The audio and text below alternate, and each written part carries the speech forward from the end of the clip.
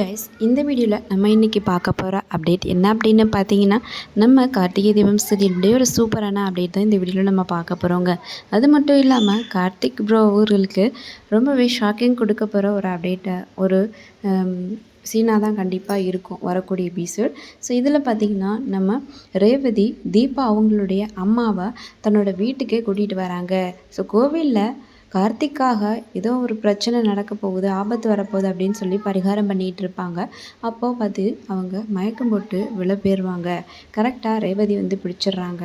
அதுக்கப்புறம் அவங்க இங்கே ஒரு வேலை கிடைக்குமான்னு தான் வந்து தேடிட்டு இருக்கேன்.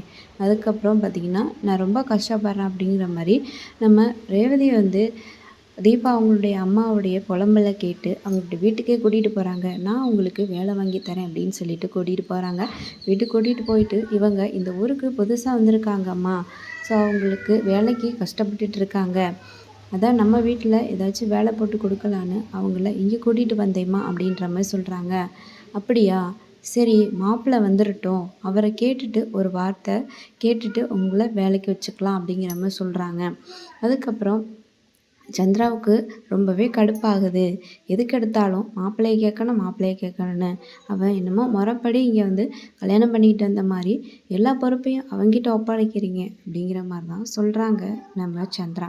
அதுக்கப்புறம் சரி இங்கே இருக்கக்கூடிய செங்கல்சொல்லியில் நீங்கள் வேலை செய்யுங்க அப்படிங்கிற மாதிரி சொல்கிறாங்க.